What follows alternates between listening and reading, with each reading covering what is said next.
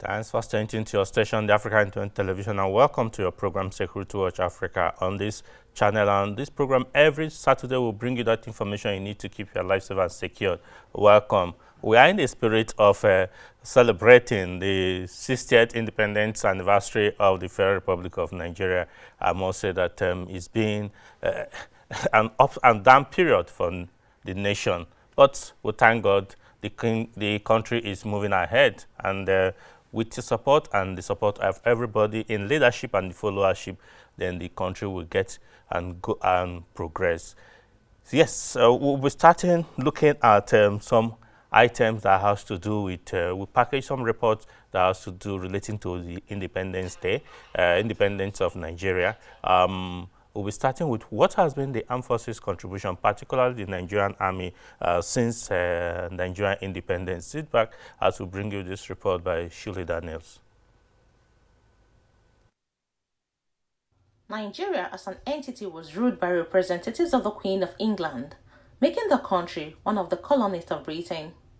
But in October 1st, 1960, this country, Nigeria, gained independence and began her journey of nationhood. Since then, it has faced so many turbulence, trials, and even outright internal wars. In all these turbulence, trials, and internal wars, the Nigerian Army, an arm of the Nigerian Armed Forces, had always played critical and stabilizing roles.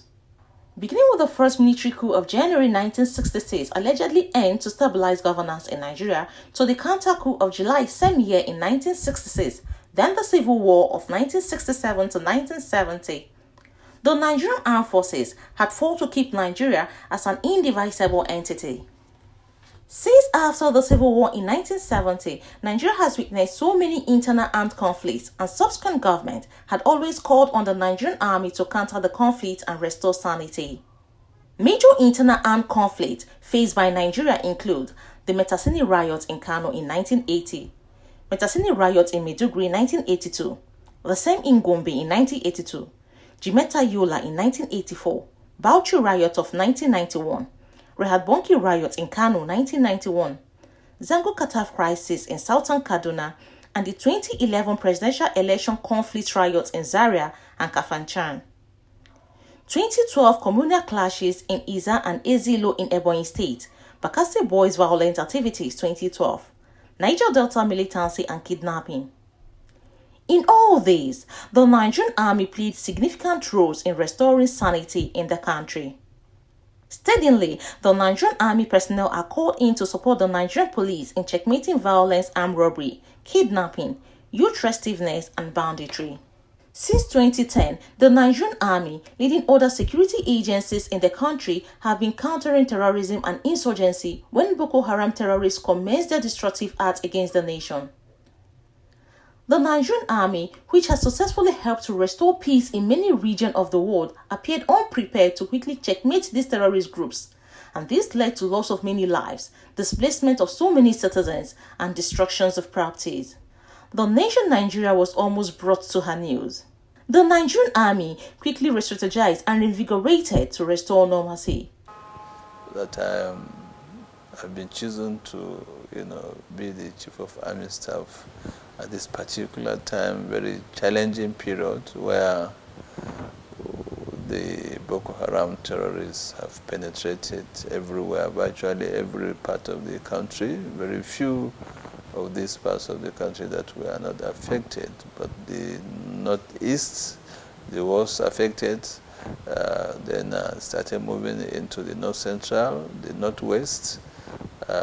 These are situations that were really challenging, and they require very fast action and decisive action to deal with them in the interest of national security, in the interest of our national unity, and indeed by implication also development. The technical defeat of Boko Haram elements in the northeast led to the commencement of banditry and kidnapping in other regions of Nigeria, particularly northwest and north central. Again, the Nigerian Army re-strategized to flush out these bandits and restore normalcy.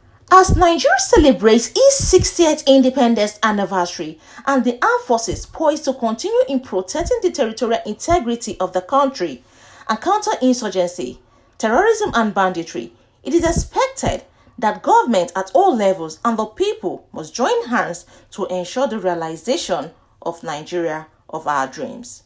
Shirley Daniels, Security Watch Africa, Abuja. Welcome back. That is the aspiration of every Nigerian.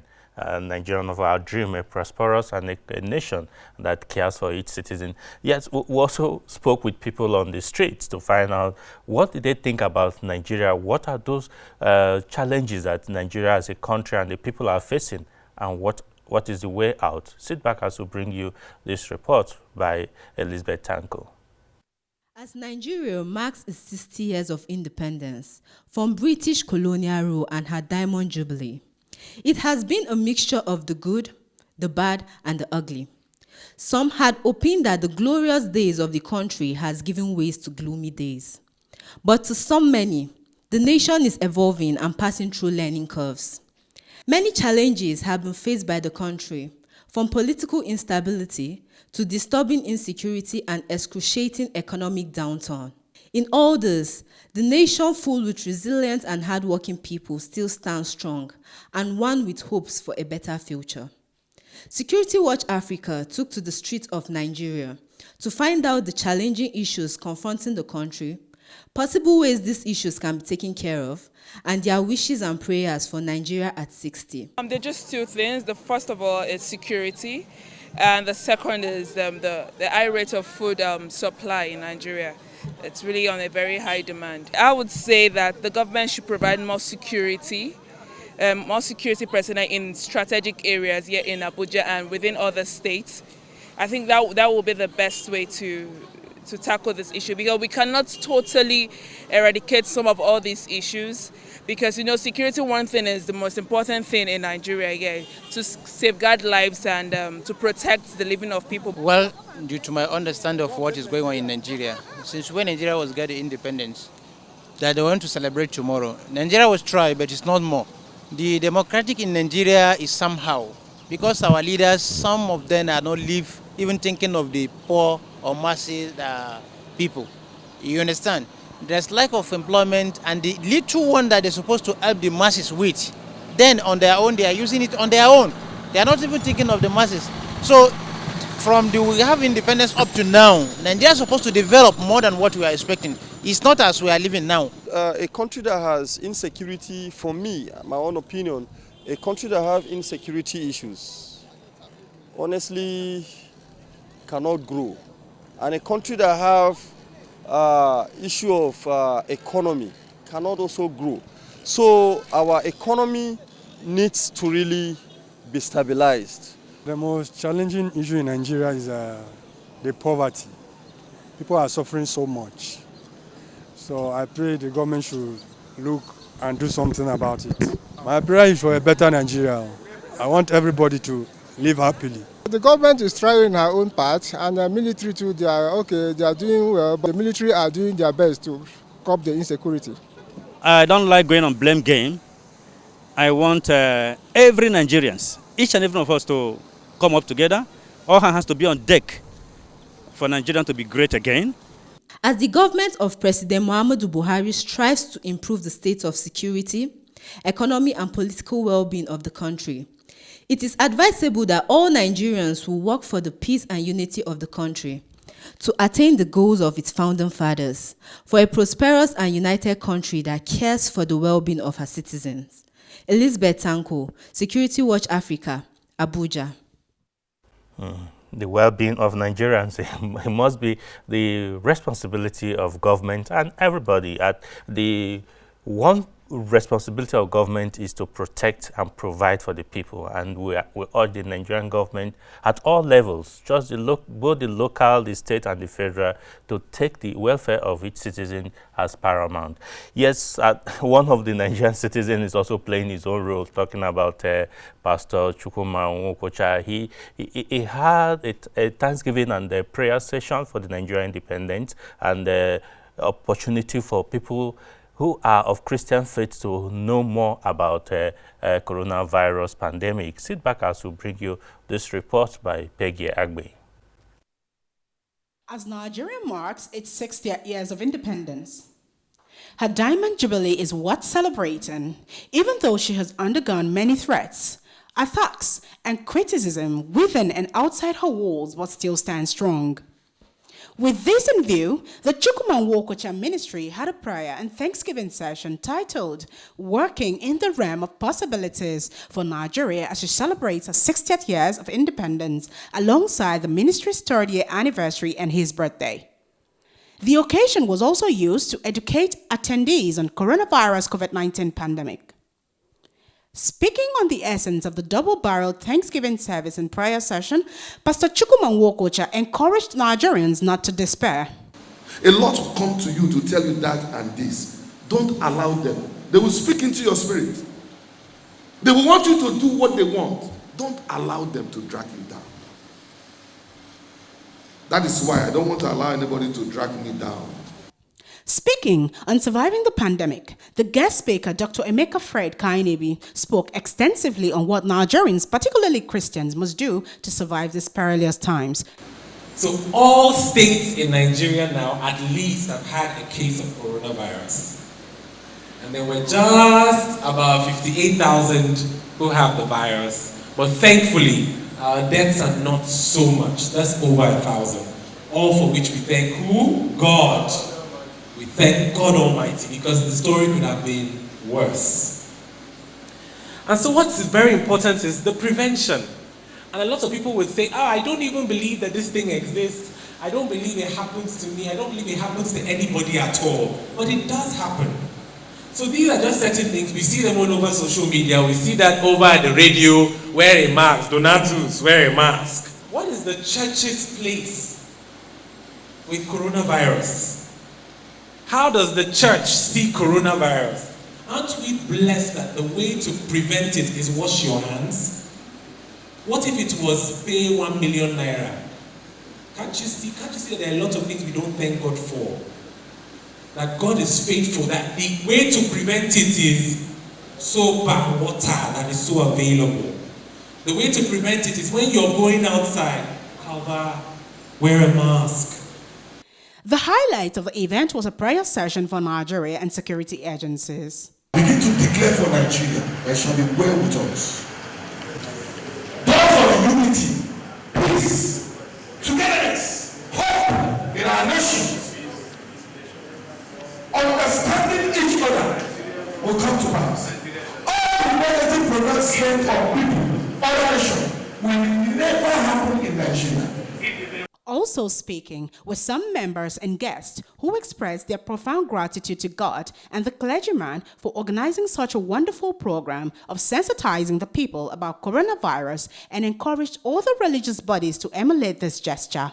I like the correlation, especially from the presenter when he talked about the blood that was splashed on the lintel of all the houses so that children of God could be saved. So, I mean, if you're a true prophet or you're a true man of God, your preaching should not just be only about prosperity and, the good things about life. You should also be able to counsel your followers on how to, worship God within and outside their homes. And I think it's a really wonderful way to take preaching to.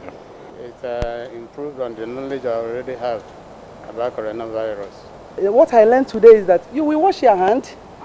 You will do other things. You will cover, use face masks so that the corona will not affect you. I bless God for this month. Clocking 60 is a thing of joy for we, for everybody in Nigeria. We ask for peace of God and love of God to dwell in us. That is what we ask. I pray that God should grant us this in Nigeria in Jesus' name. My prayer and our prayer here in CNN Ministry is for the unity of Nigeria. It's for peace and progress of Nigeria. Security Watch Africa spoke with Pastor Nwokocha about his wishes and prayers for Nigeria, and he has this to say. This is the best time to come back to God and begin to pray concerning unity and peace of this nation. Like I keep telling them, I'm always there as long as it's for the unity of this country, I keep praying for this nation. Because it is when there is peace and unity, you can achieve whatever you want to achieve. For Nigeria and for those that are leading us, they should emulate. The men of God should also be part of it to pray for this. We need prayers. It's only prayers that can save us. Unity, prayers. And with those two things, there's no how we will achieve a lot. Give me an S. S. You. And another S. As Nigeria celebrates this landmark Diamond Jubilee anniversary, it is hoped that the dreams of the founding fathers for a united and prosperous nation will be actualized. Peggy Agbe, Security Watch Africa, Abuja. Yeah, we must continue to pray. With God on our side, I'm sure that all our challenges will be surmounted. Yes, good. Talking about challenges, the Nigerian police force is helping Nigeria to ensure that criminals are taken away from our midst so that those law-abiding citizens can enjoy the fruits of their labor. During the week, the Nigerian police force paraded some suspects, 47 of them who were recently arrested for various crimes. Sit back as we bring you this report by Shekina Chinkere. A crime is an offense which goes beyond the personal into the public sphere, breaking prohibitory rules or laws, to which legitimate punishment or sanctions are attached. The act of criminality threatens the safety and welfare of loved ones. It deprives a person of property, dignity, health, and freedom. The first spokesman, DCP Frank Mba, said there will be no hiding place for criminals while parading 47 suspects, 46 males and 1 female for their various crimes, ranging from cattle rustling, banditry, kidnapping, armed robbery, murder, unlawful possession of weapons, and fake camouflage uniform of the Nigerian army. The DCP also mentioned some items recovered from the suspects. Acting on very credible intelligence, operatives from the STS stormed some of the warehouses and business premises of these persons before you. And when a thorough search was conducted,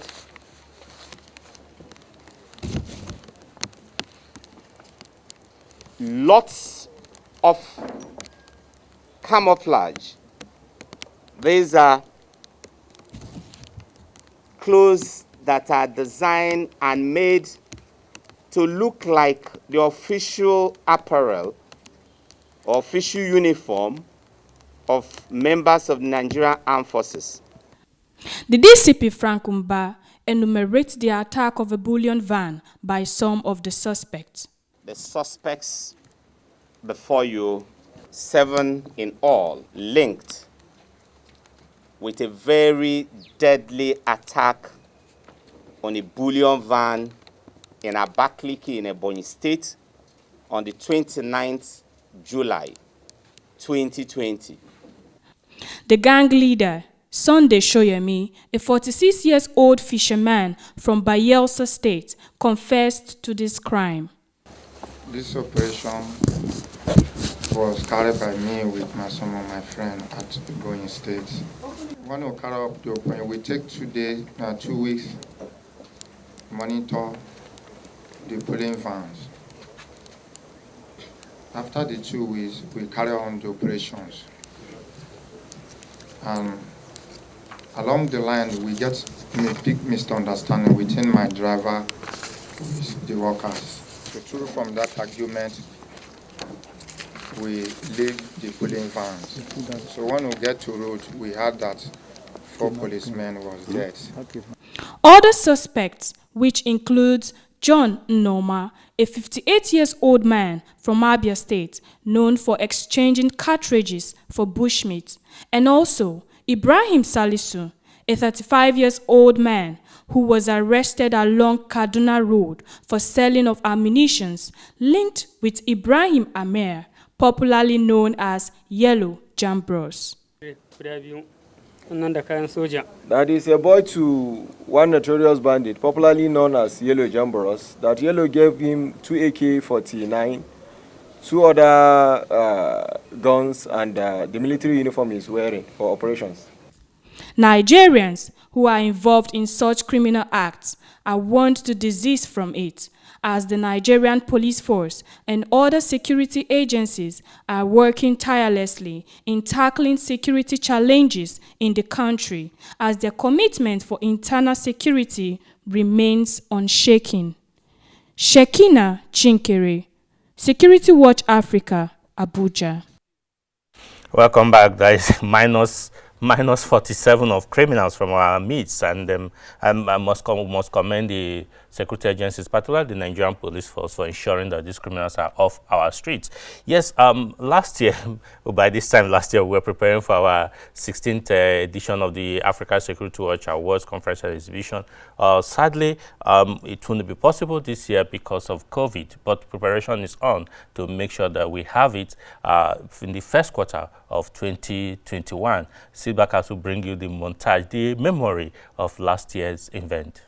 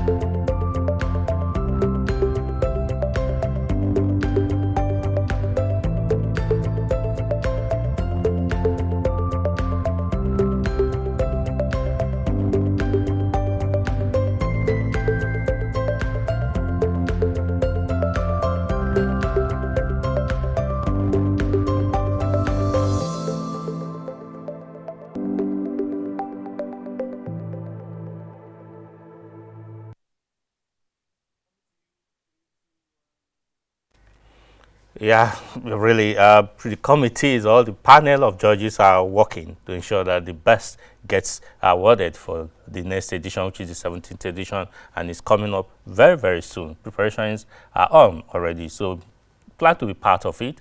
Send your nomination of anybody you think has worked so hard to deserve to be honored internationally. It's our pleasure bringing this program to you this week. Make sure that you join us next week so we can give you another round of security and safety tonic, as we do every week. Thanks for being part of the program today. Until we come here again next week, I say remain blessed and bye for now.